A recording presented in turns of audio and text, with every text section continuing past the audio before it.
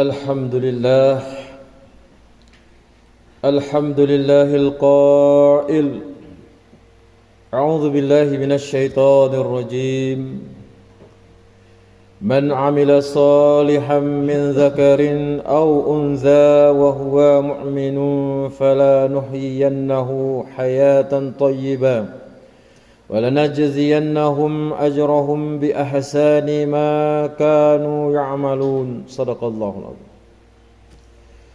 أشهد أن لا إله إلا الله وحده لا شريك له وأشهد أن سيدنا محمدا عبده ورسوله.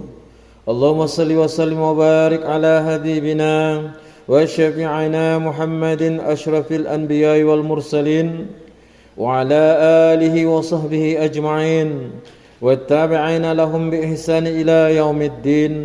أما بعد، أيها المسلمون أوصيكم وإياي بتقوى الله.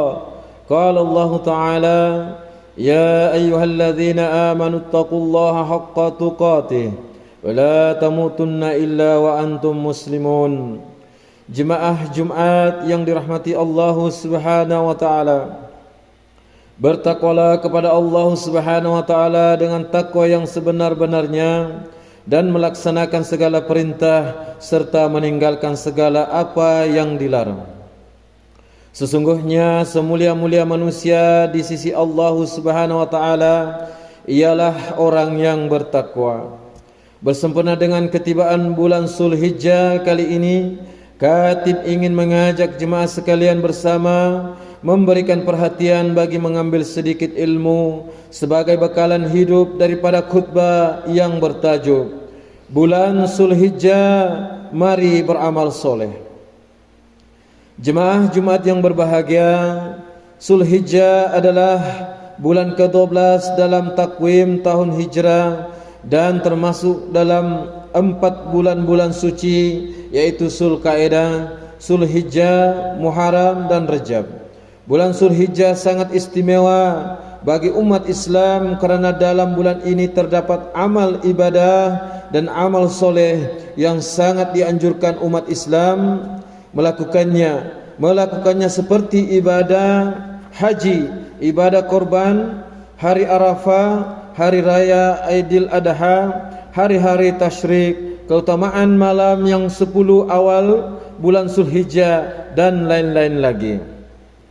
Firman Allah Subhanahu wa taala dalam surah Al-Fajr ayat 1 dan 2, A'udzu billahi minasyaitonir rajim, wal fajr walayalin ashr, sadaqallahul azim.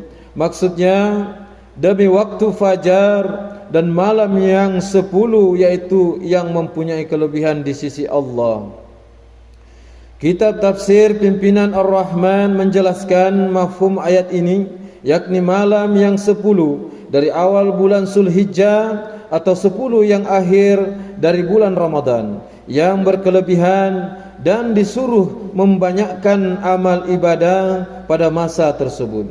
Terdapatnya fadilat serta kelebihan beramal ibadah pada hari-hari tersebut kerana ganjaran pahalanya yang besar dan berkali ganda. Mudah-mudahan ia dapat menambahkan lagi timbangan pahala amal soleh kita yang akan menjadi bekal di akhirat kelak, insyaallah. Firman-Nya dalam surah An-Nahl ayat 97, A'udzu billahi minasyaitonir rajim.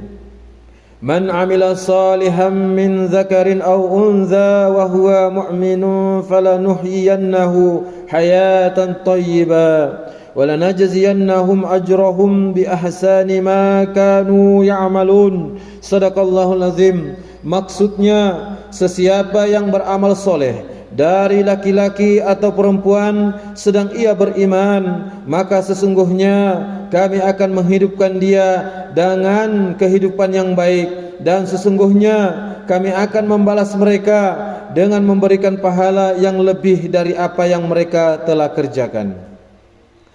Jemaah Jumat yang dikasihi, mafhum ayat dari surah An-Nahl ayat 97 pada permulaan khutbah ini menjelaskan bahawa laki-laki atau perempuan yang mengerjakan amal-amal soleh sedang dia tetap beriman hingga akhir hayatnya, maka Allah akan menghidupkan dia dengan kehidupan yang baik di dunia dengan menikmati sepenuh-penuh kebahagiaan meskipun dia hidup miskin, dan di akhirat pula dia akan beroleh sebaik-baik balasan. Sedang orang-orang kafir atau orang-orang yang tenggelam dalam maksiat akan dihidupkan di dunia dalam keadaan resah gelisah dan tidak tentram jiwanya walaupun mereka kaya raya, dan di akhirat pula akan beroleh seburuk-buruk balasan dengan sebab kekufurannya atau maksiat-maksiat yang dilakukannya. Jemaah Jumat yang dimuliakan, sehubungan itu umat Islam dianjurkan untuk melakukan amal soleh dan amal ibadah pada 10 hari awal di bulan Zulhijjah. Antaranya seperti berikut. Yang pertama, melaksanakan puasa sunnah. Islam mengalakkan umatnya berpuasa sunnah pada 10 hari pertama di bulan Zulhijjah sebagai tanda tunduk, patuh dan pengabdian kita kepada Allah Subhanahu wa taala. Manakala puasa sunnah yang dianjurkan kepada kita bermula 1 Zulhijjah, puasa Isnin, Senin dan Kamis, puasa sunnah, tarawiyah dan 8 Zulhijjah, dan terutama puasa sunnah hari Arafah yaitu 9 Zulhijjah. Diriwayatkan daripada Abu Hurairah radhiyallahu an dari Nabi sallallahu alaihi wasallam bersabda, maksudnya tiada dari hari-hari yang dikasihi oleh Allah supaya dilakukan ibadah pada hari-hari tersebut daripada 10 hari yang awal dan bulan Zulhijjah, yang mana ganjarannya menyamai berpuasa setiap hari daripadanya selama setahun, dan mendirikan ibadah pada setiap malam daripadanya menyamai beribadah pada malam Lailatul Qadar. Hadis riwayat Imam At-Tirmizi. Dan yang kedua, amalan zikir dan doa.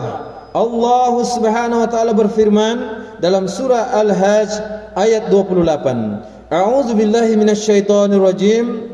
Liyashhadu manafi'a lahum wa yazkuru ismallahi fi ayyamin ma'lumat.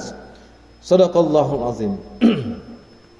Maksudnya supaya mereka menyaksikan berbagai perkara yang mendatangkan faedah kepada mereka serta memperingati dan menyebut nama Allah pada hari-hari yang tertentu. Ayat ini menjelaskan tentang hari-hari tertentu dalam ayat ini, yaitu hari raya haji atau hari raya korban, 10 Zulhijjah, dan hari-hari berikutnya 11, 12 dan 13 Zulhijjah yang dituntut supaya disambut dan diisi dengan takbir dan tahmid. Dalam sebuah hadis marfu riwayat Ibnu Umar menyatakan, yang bermaksud banyakkanlah tahlil, takbir dan tahmid sepanjang tempo tersebut. Hadis riwayat Imam Ahmad dan Al-Baihaqi. Seterusnya, umat Islam juga dianjurkan agar memperbanyakkan berdoa di bulan Zulhijjah. Walaupun kita tidak dapat bersama dengan para jemaah haji yang berhimpun dan memperoleh kemuliaan berwukuf di padang Arafah di tanah suci, tetapi kita juga dianjurkan untuk sama-sama berdoa dan beramal soleh walau di mana jua kita berada. Sebagaimana Nabi SAW bersabda, maksudnya sebaik-baik doa adalah pada hari Arafah. Hadis riwayat Al-Tirmizi.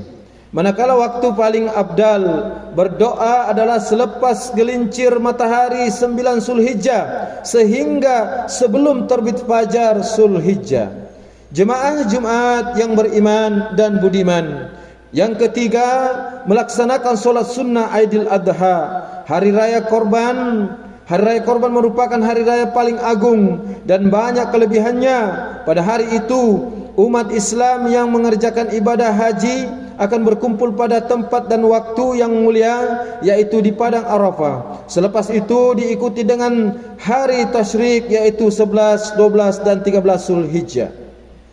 Pada hari tersebut tiada perbezaan antara kaya dan miskin. Semua akan menyambut hari raya dalam keadaan yang sama, seperti mana yang dijelaskan dalam hadis Uqbah bin Amir bahawa Nabi SAW bersabda, yang hari Arafah dari hari raya korban dan hari tasyrik adalah kesemuanya hari raya bagi umat Islam. Ia merupakan hari makan dan minum. Hadis riwayat Al-Tirmizi, Abu Daud, An-Nasai, Imam Ahmad. Dan yang keempat, melaksanakan ibadah korban. Ibadah korban adalah ibadah yang sangat dianjurkan kepada umat Islam yang berkemampuan melakukannya, kerana ibadah korban menyembelih haiwan ternakan ini adalah ibadah yang lebih disukai oleh Allah Subhanahu wa taala. Sebagaimana sabda Rasulullah sallallahu alaihi wasallam dalam hadis daripada Aisyah radhiyallahu an, bahwa Nabi sallallahu alaihi wasallam bersabda, maksudnya tidak ada amalan yang dilakukan oleh anak Adam pada hari Al-Nar, yaitu raya Aidil Adha, yang lebih dicintai oleh Allah selain daripada menumpahkan darah binatang korban. Sesungguhnya ia akan datang pada hari kiamat dengan tunduknya, bulunya dan kukunya, dan sesungguhnya darah tersebut akan sampai kepada redha Allah Subhanahu wa taala sebelum ia jatuh ke bumi. Maka bersihkanlah jiwa kamu dengan berkorban. Hadis riwayat Al-Tirmizi. Demikianlah pesan mimbar kali ini tentang kelebihan beramal soleh dan beramal ibadah di awal bulan Zulhijjah. Karena itu marilah kita bersama-sama merebut peluang yang datang sekali dalam setahun. Mudah-mudahan tahun ini merupakan tahun yang lebih baik bagi umat Islam dalam kehidupan, amal ibadah, dan dalam apa jua perkara duniawi maupun ukrawi kita, insya-Allah. Allah Subhanahu wa taala berfirman menerusi surah Al-Kautsar ayat 2. A'udzu billahi minasyaitonir rajim.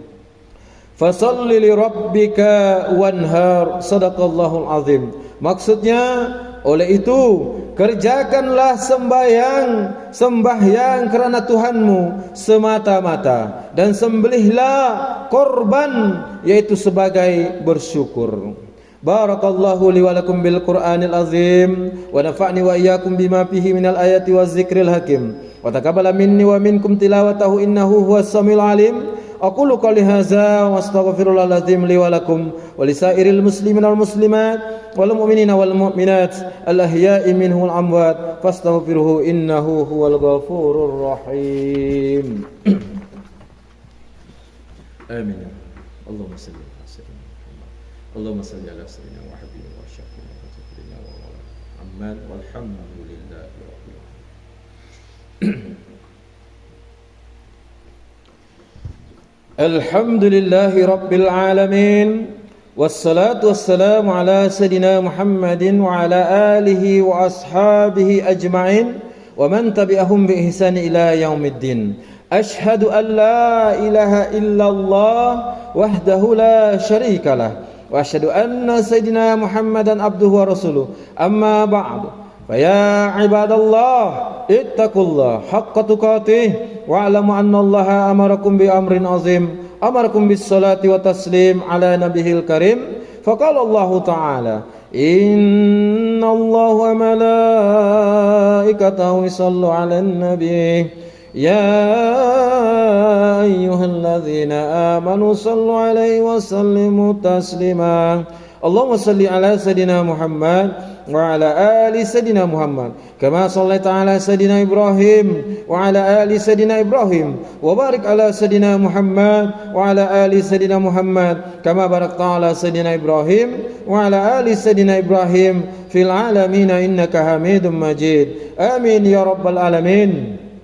Allahumma fil muslimina wal muslimat wal mu'minin wal mu'minat al ahya'i minhum wal amwat. Allahumma anzilur rahmah wal barakah wal hidayah was sakinah was sihata daimata ala malikina, ke bawah duli yang maha mulia Sri Paduka Baginda yang di Pertuan Agung, wa kadzalika ala fahamatir ra'isil a'la, Tuhan yang terutama yang di Pertuan Negeri Sabah. Waj'alillahumma hazihil baldata wa sa'ira bi'adil muslimin aminatan mutmainnah innaka ra'ufur rahim. Allahumma kfa'anna al-bala wal waba wal fasya wal munkar wal mihan wal fitan ma zahara minha wa ma batan min baladina hadza khassa wa min buludani muslimin amma innaka ala kulli syai'in qadir. Ya Allah, selamatkanlah saudara kami yang dizalimi di bumi Barakah, khususnya Palestina. Kasihanilah dan limpahkanlah rahmat-Mu ke atas mereka. Ya Allah, naungilah kehidupan kami, estate kami, kampung ini, tempat kerja kami ini, negeri dan juga negara kami.